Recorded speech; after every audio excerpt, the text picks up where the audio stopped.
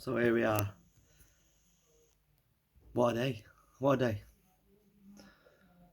day.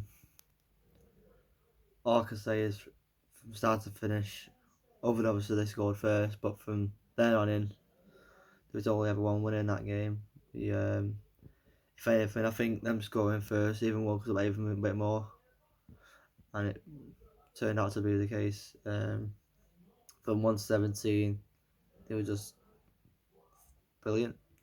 The forwards laid a great platform for Roby in the first half and Wilson second half. Aben at the back was phenomenal. Obviously got himself 2 tries and again brilliant with his goal kicking as well, which we are going to need. Went in the tighter games, but yeah, I can't fault the lads today. It was up for it. You can see that. Obviously, I was worried when they scored first. I'm not gonna lie. But yeah, brilliant. As for Rochdale,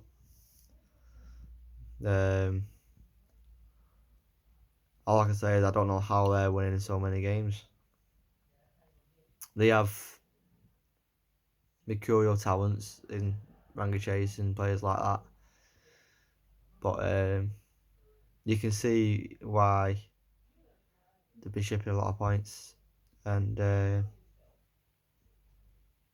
discipline is quite clearly a massive issue for them. And if anything, there was probably it could have been worse. To run on Brickle in the first half, which he's now got a knock from, I believe. The tip tackle, where he's got sin bin for, that could have been red. And there was a couple more. Obviously, Tyra got sin bin and Fui got sin bin as well. And there was a few incidents where that was a very close one. But on to us again. Obviously, we appear to have picked up a couple of injuries again today with Hatton and Brickle not returning back to the pitch. I spoke to Alan and he's said he probably won't play next week. So I'm hoping Sharnock, Rodri, Butty and Lepori can be back fit for next week because we are going to need him. But what will say is, if we can play against Keighley for 80 minutes as we did in that first half, we will give him a game.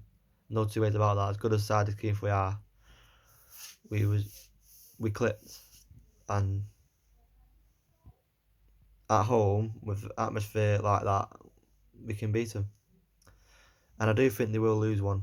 They might not lose enough for us to catch. Well, I don't think anyone's going to catch them, but I do think they will lose a game, maybe 2. So I'm hoping that'll be next week because that's really. I mean, we had 100 points plus points difference on Rochdale to begin with, and that's really shifted it towards us. And we've gone quite clear in North Wales as well now. Obviously, it's their bye week next week, so a win next week, as tough as that will be, will put us second on the same amount of games.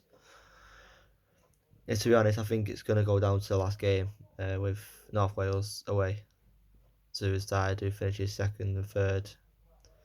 I think after what I've seen today and the form Doncaster at the moment, I think they're going to get in the 4th place and Rochdale 5th. Going off what I've seen today, I mean Rochdale could turn it round, but Doncaster have won 6 in a row and they're playing well at the moment, and them 2 are playing next week as well, so that'll be an interesting game. So, as for my man of match, I'm going to go for Jack Hansen from today. I thought he controlled the game. The first kicking game was brilliant. Obviously, he got the 40-20, which led to one of the tries early on, which set us in for a good start. His high kick caused him a lot of problems. When it went to cold time, we never scored off it. He just controlled the game. Notable mentions: Paddy Jones when he came on got through a lot of work as well, I have to say. Brogan, brilliant.